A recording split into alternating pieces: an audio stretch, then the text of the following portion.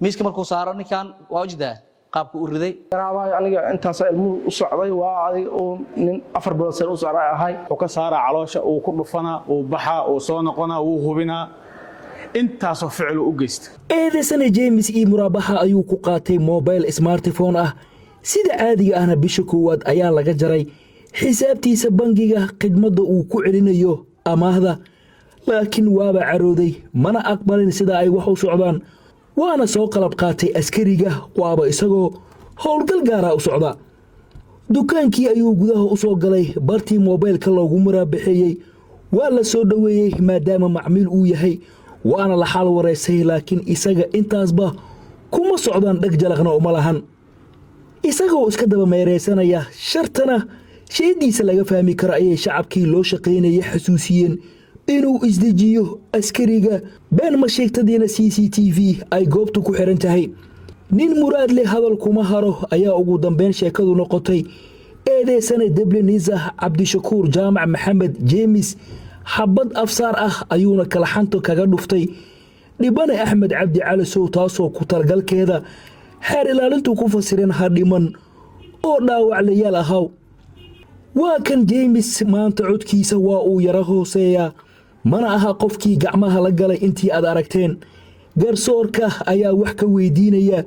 dambiga loo haysto doosha ayaa qabaa hay doodada cadeyso koob shaqo oo ka tagay ma jirto fasax aan qaatay 6 saac 3 saac birrif ayaa lahaa 3 saac birrif ayaa aaday meesha xamarweyne waxa u doontay telefoon ayaa u raadsaday oo maraaxbaha ay furneed telefoonkaas ka soo qaadanayay meeshaas kiiskaas waa jira inaan dukuurahay qalqalgelin iyo waxa ku soo haray iyo dhaawac waa jira soo dhaca dhaawac falkaas u dhacay وطلع ماشي واحد شغلان كسر بعد فسح لها وصدح ساعة بالرفع علىها حمروينا أمد حمروينا أمد دي كان وولالك هي ودبناها فلك جيستي دبكاس أو سهل ضافني مركز كبعد معناها حناقة أي طبطي حبضة أي فكتي حبضة حاجة وقعد على دبناها ما أورع مشيكل لكن أنا قابتي وكتجي فلكي حافظة سجل وحجور ماذا مو في السيد دبناها وحجور ما هو في محاكينا إن نين جنع صداع قابتي سشقة جوا إن حبض كل فتيت إسنا مركز إن عاد قابتك بحث محاكينا حافظة تجي لكن waxaan wax qoranaayeen wana dhaceen cilmiga dhimanaana oo walaalkay aan dhibaan galay xaafadda waa laga heshiiyay waa laga xaabtay maxaa ka leexay dhibanaha waxaan ma dhahayn maxaa keenay in xabada ninkii ku dhufatid asoo ganacsigiisa joogo goobtiisa shaqada joogo marna dhahaday murankaas maxkamaddu sharax maxay is dhaafsateen hadalada ayaa is dhaafsanay hadaladaas is dhaafsanay oo meeshaas oo soo ah yarkaas iyo banaan dhaay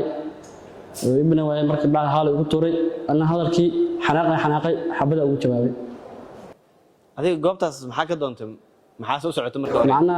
adeeg marxaba macna telefoon ay furnaa mobile ka qaadan jiray mobilka aan ka qaadanay wixii qorshada u soo tagay mobilka soo doontay falkaas aa dhacay falkii markuu dhacay meesha waa ka carareen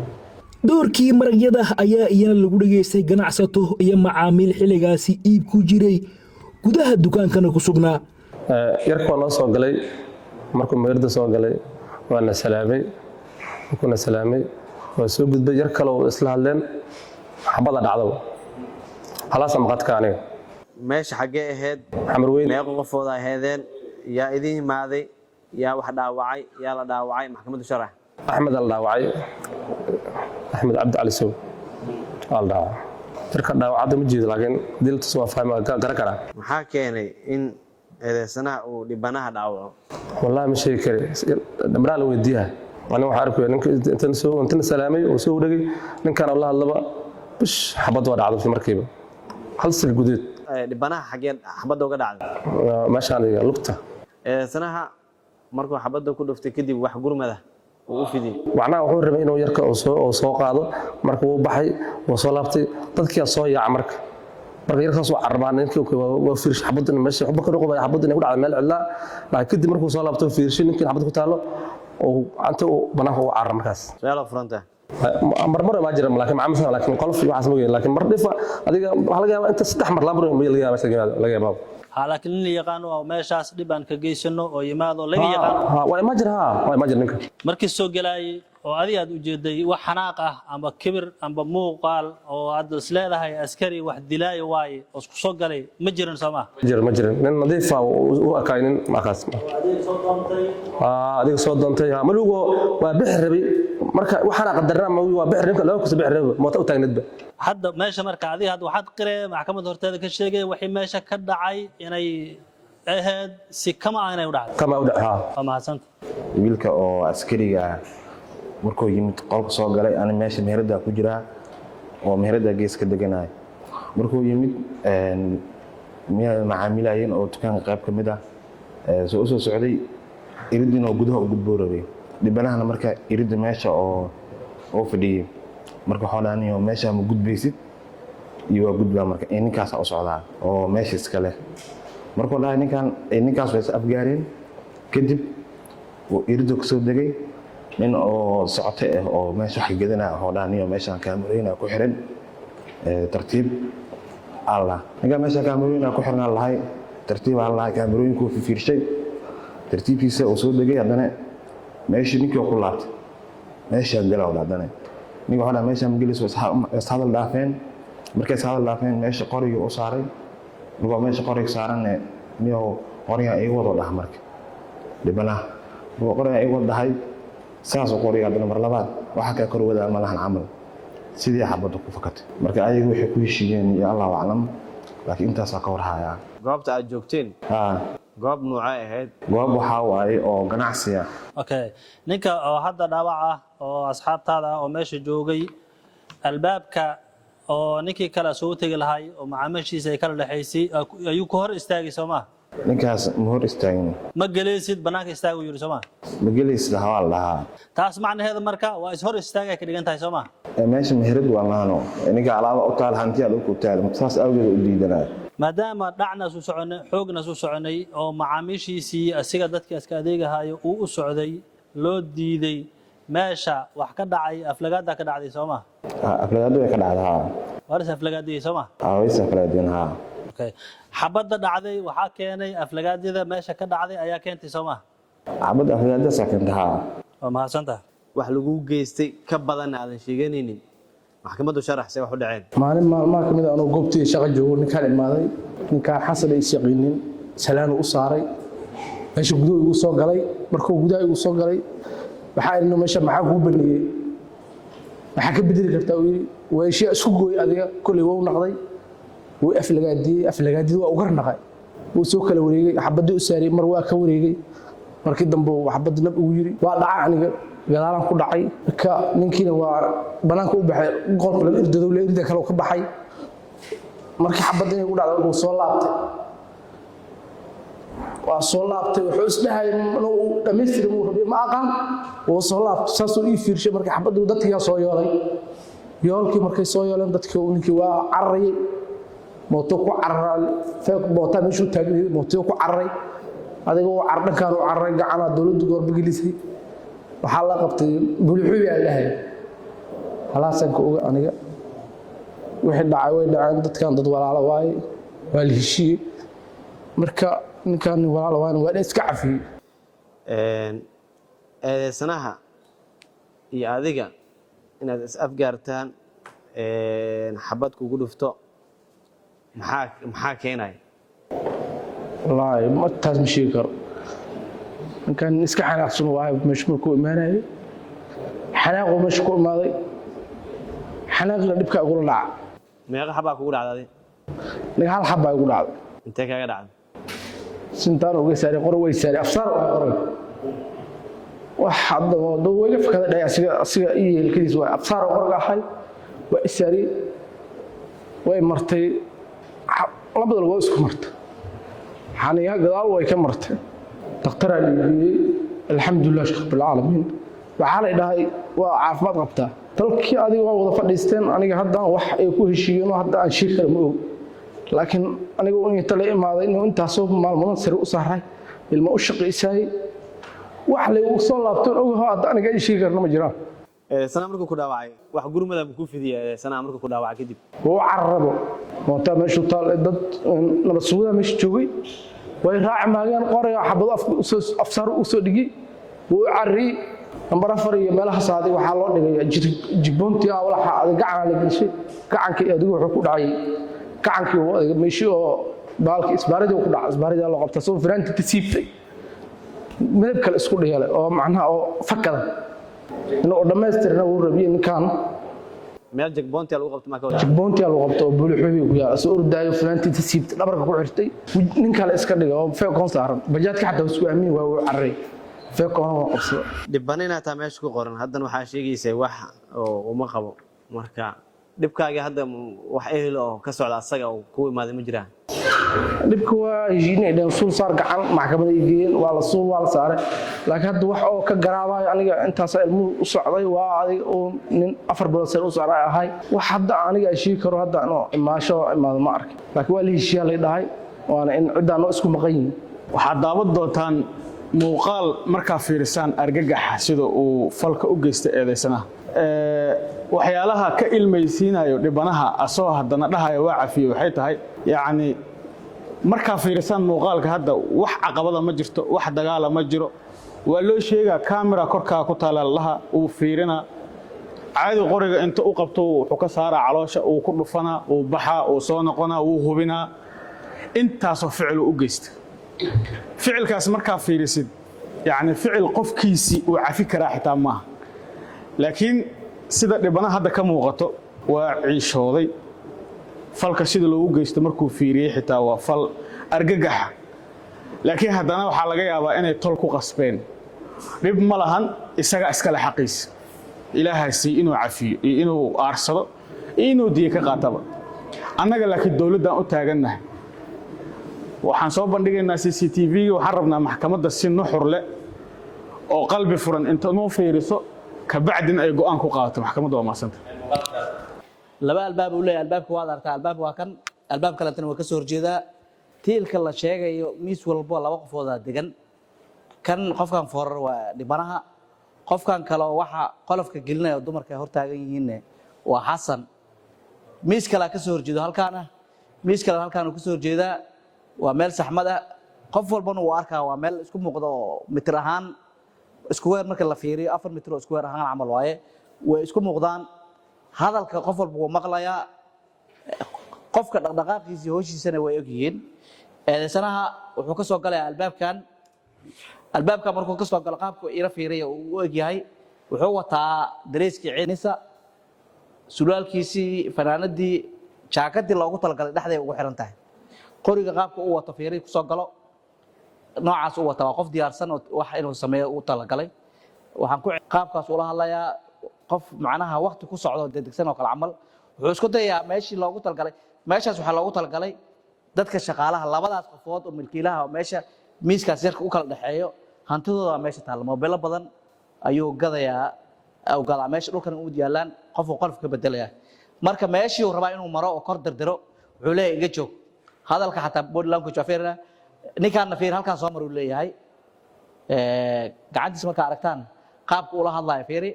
hore soo mar uu leeyahay inta waa la fadhiyo marka qofka kale tan wuxuu ka mashquulsan yahay noocaas marka qaabka xushmad darrada oo qaranka uu dhibana uga yahay ninkii askarigii Soomaaliyeed la tababaray oo nisa oo niyo warana qofkii uu kor taagan yahay mobiladiisa wixii uu ku kor taagan yahay iyo hantidii uu haystay uu soo noqonaa marka albaabkii soo ceshanaa xaq soo mar uu leeyahay uu dhoolcateen oo arkaysaan qorigii ku taagaya qaabka uu fiirinayo ninkan sii jeedo ayaa waxa leeyahay uu maqlay shanqartiisa kaamiro ayaa meesha ku xiran uu leeyahay fiir kaamiro fiirina mujda kaamirooyinkaas ayaa ku xiran uu leeyahay bartilmaameed ahaan uu fiirinaya la fiiriyo haddana wuxuu fiirinaya soo noqo leeyahay waxa jooji inta ma Xasan ku celinayo oo leeyahay soo mar halkan horta hor soo mar sababta gabdhiya xataa shaqeynayay uu shaqeynayay ninkaan uu tixgelin sameynaya oo leeyahay halka soo mar dhowr jecelna soo istaagu leeyahay qorigii marka wuxuu saaranayaa miiska markuu saaro ninkan waa wajda qaabku u riday ujeedada u talgal shish waaye waxa ugu talgalay meelaha miskaha inuu ka jibiyo oo weligii uusan kicin oo saxarada iskaga dhex jiro wajda qoriga miiska loogu talgalay ma fakanin uu baxaya markuu baxo haddana wuxuu soo fiirinayaa inuu dhintay ama waxbad ku gaaray camal uu fiirinayo taas uu carraa marka qaabkaas qof loo dhaawacay waa dareemi karteen wejiga oo hadeertaan xeelalayaha sharaxay dhibka loo geystay iyo qaabka uu ka xun yahay ama familkii ama waalidkii ee la hadleen baara ka tirsan nabad sugidda iyo sirdoonka qaranka ayaa maxkamadda ku biiriyey natiijada baarista ku-xigeenka xeelalayaha guud ee ciidamada qalabka sida xeerlaaliye gaashaanla dhexe Axmed Iimaan ayaa maxkamadda ka codsaday in eedeysanaha gebi ahaanba laga saaro ciidanimada waa marka hore marka xigtana lagu qaado ciqaabaha ugu culus ee ay dhigayaan qodobada lagu soo eedeeyay dabla nisa cabdi shakuur jaamac maxamed james wuxuu ka tirsan yahay ciidanka nisa tababar ayaa la soo siiyey waqti dheer qaranka u soo shaqeynayay qof dareemi kara hubka dhibka ay leedahay iyo inay ciyaar sababtoo ah qof hadda markaa la iska soo qoray tababar soo qaata ma aha Soomaaliya markaan joogno ama qofka uu yar ayaa dareemi kara dhibaatada hubka ay leeyihiin qofka waxyaabaha uu gaarsiisan karo waa qof qaangaar ah waa qof fiyow waa qof caafimaad qabo sida hadda aad arkaysaan dhibanaha muddo 4 jeer ayuu noogu yimid xafiiska xeerlaalinta oo si gaar ah uu ku dalbanayay in cadaalad uu helo dhibaatada ay gaarsiisay sawiradiisa hayna maxkamadda aan u soo bandhigi doonaa meelahay wax ka gaareen oo ilaa hadeertaan dhibka weli ku yaalo ilaahay ka badbaadiyay waa qof wadaad ah oo ehelkiisana iska warhayaan ka warna ka maqlayo laakiin dhibaatada jirto maadaama cabashadan ugu soo laalaabatay isagana uu taagan yahay ayaan xafiiska eedda ku soo qornay sababtoo ah qaranka dhibaatada uu geystay ama dhibano ka yahay waad aragteen dhibka oo dhibanaha loo geystana waa arkayseen oo isagii oo la ciilan oo meeshii uu kaga dhuftay xabadda sababtoo ah waa meel goob fagaara ah dadka dhan ay joogaan dadka dhan ay arkayeen horena loogu digay la yiri qorigan ninkan ka leexay dhibaatadaas uu leeyahay haddana la yiri kaamirada ku jeedo dadka wada arkayaan ayuu wuxuu ugu talagalay sababtoo ah qoriga haddii la ridaayo talaabooyin fara badan ayaa soo maraa waa in xabadda qasnada lagu rido qoriga lagu xiro ammaanka la furo la raaciyo qofka lagu taago kadib markaas xabadda sidaas ku dhacay laakiin xabaddu way iga fakatay inuu hadda la taagan yahay iyo waa laga heshiiyey heshiis tan lama dhigi karo sababtoo ah qof askari qarannimo matalayo calanka markii oo tababarka lagu jiro askarta waxaa loo tababaraa inay yihiin qarannimada ay ka bilaabato sababtoo ah gacanta midig waxaa ugu xiran hay'adda uu ka tirsan yahay calankeeda gacanta bidixna waxaa ugu xiran calanka hay'ad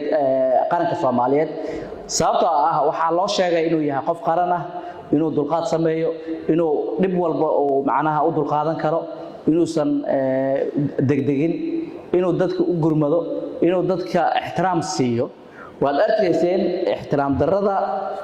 iyo mas'uuliyad darrada ka muuqatay iyo qaabka uu labisnaay sababtoo ah fanaanada waxay ugu xirnay dhaxda dareeskii qaranka uu watay shaatiga dhaxda ugu xirnay fanaanadiisii iyo qaabka uu habaxsanaan u muuqday qoriga qaabka ku soo galay waad arkayseen sidaas daraadeed maadaama kiiskan uu iska waadax yahay waxaan ku soo eedeynay qodobada kala ah qalqalgelin oo amnigii u geystay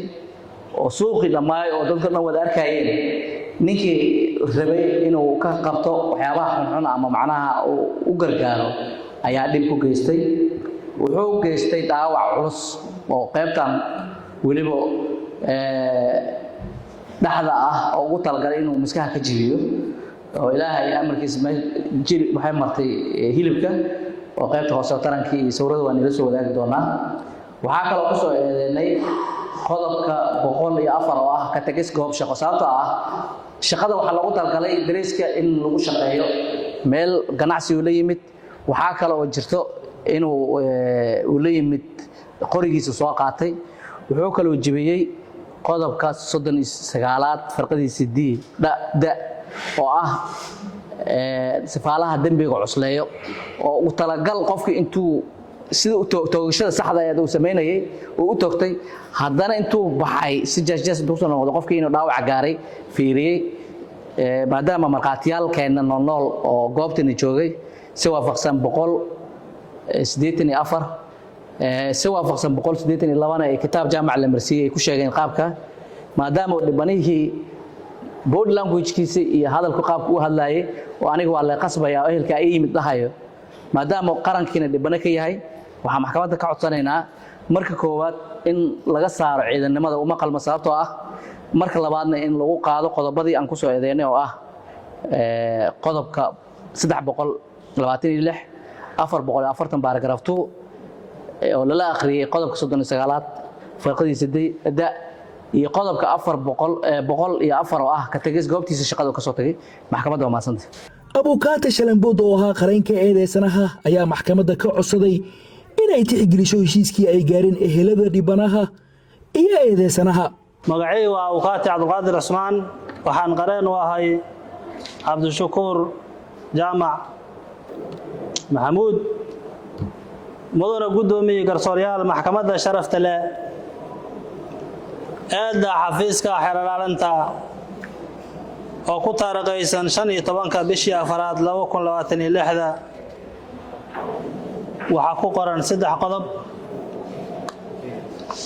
saddexda qodob oo muwakkilkayga lagu soo eedeeyay eedda markii loo akhriyay wuxuu yiri dood sharci ka qaba doodii sharci waa jeediyay wuxuu sheegay qaabka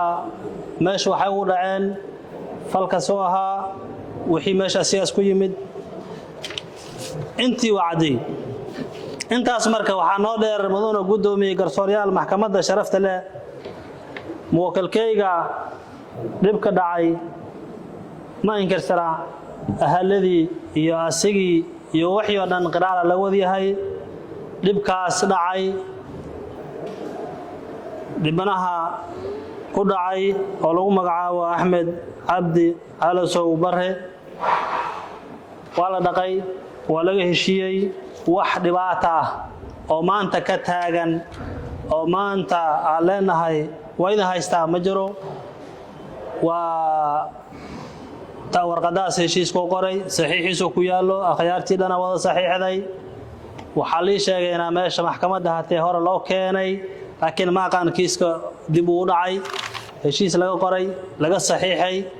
maanteena meeshan soo gaaro anaga naftaayna iyo ahaladii iyo dadka si ay sheegeen mid la filay ma ahayn laakiin waa yimid wuxuu ku yimid si lama filaan ah maanta maxkamadda hortaaganahay number 2 horta inta aan u gudbin labada qodob oo kale waxa codsanayaa in laga qabto heshiiskaas galkana la igeliyo wixii kale tane maxkamadda insha Allah inay dhameystirto kale waa yaala qoraalkii laga sameeyay dhibanaha maxkamadda waa yaala haduu galku ku jiro oo ku jira haduu ku jirin hada xafiiskii la geeyay jawaabteeda bixinay kale meeshaas aan ka fiirinayna laakiin waa laga qoray heshiiska waa laga qoray maxkamadda dhexdeeda loo qoray marka waxa soo kii koowaad oo nootayada in laga qabto heshiiskaas aan soo gudbinay wuxuu ku saabsan yahay dhibkii gaaray walaalkayga Cabdi oo maanta Axmed Cabdi Calasow oo ahaladii ay soo wada heshiiyeen asigina sheegay maxkamadda hortiisa inuu walaalkiisa cafiyay qofka bini'aadamkan wuxuu xaq u leeyahay inuu wixiisii aarsado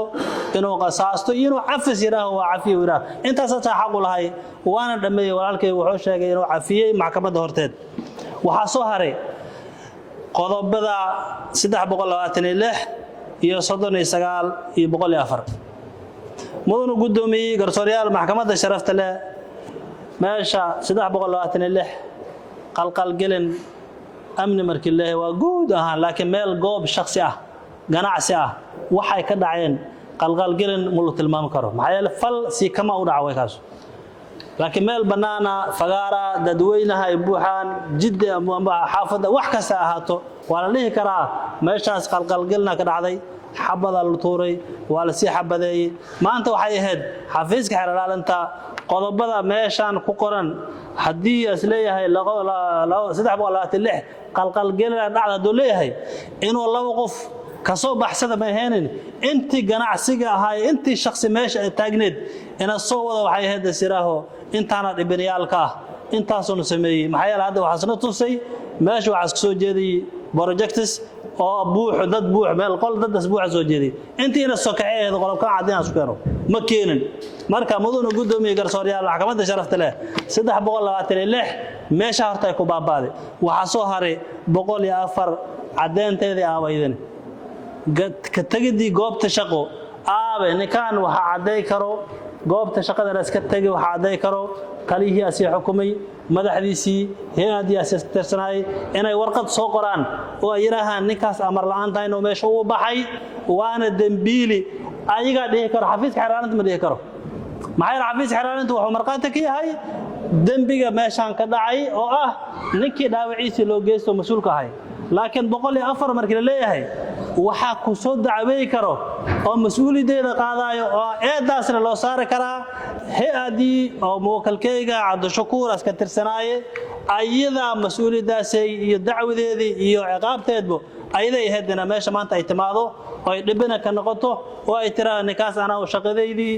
oo aan u dhiibay oo soo layacay meeshii oo soo tagay dadkii meesha waxba ku xishan tahay maanta anaga dacwo ku ah 104 saas ay halad oo ka ah ka tagid goob shaqo ma dhicin ayadana ma dhicin mudana gudoomiye garsooryaal maxkamadda sharafta leh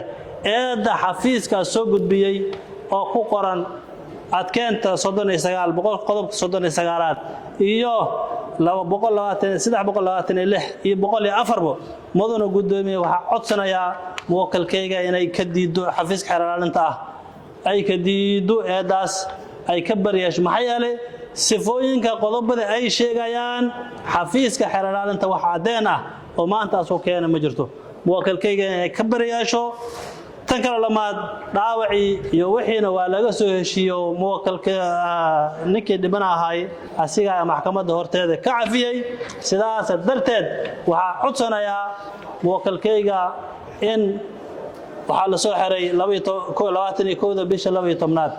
nafteeda ciqaab intaana ugu filan waxa codsanaya in si degdeg xoriyadiisa loo siiyo xafiiska xiraarinta eeda soo jeedinay muwakkilkayga laga bariyaro maxkamadda sharafta way mahadsantahay maanta maxkamadaada la qaaday xafiiska xiraarinta uu ku soo eedeeyay baara la dhageystay marxaatiyaal la dhageystay dhibana la dhageystay awkaatu ku difaacaya la dhageystay maxaa kaga baxay walaahi qoriyana xabad kuma maleelay laakiin waa ku aadis Soomaaliya oo ku aadis meeqa baalood qori ka dhacay hal baalood wax gurmud ma fideysay markii xabadda dhacday kadib wax gurmud ma fideysay meesha waa dadka soo yoobsaday waxaan siraya loo qaban aniga markaa saasa meesha oo baxsaday markuu falka dhacay markii lagu qabanayo maxaa u dhaxeeyay saacado yar adiga 2 saac ma odhays xaafadda tagay waa qoystay marka siibay waa seexday gaari cabdibilaa lagu soo doono oo hay'adda ay leedahay meeqa sana ciidanka taa adiga 6 sano ku jiraan ay maxkamadda waxa ka codsanay maxkamadda waxa ka codsanaya inay macna cadaalad siiso xaq lagu leeyahay guud gaashaanle dhexe maxamuud maxamed cumar oo ka tirsan garsoorka maxkamadda darajada koowaad ee ciidamada ayaana ugu dambeyn ka dhigan soo xiray cabdi fataax khiyaar warbaahinta qaranka muqdisho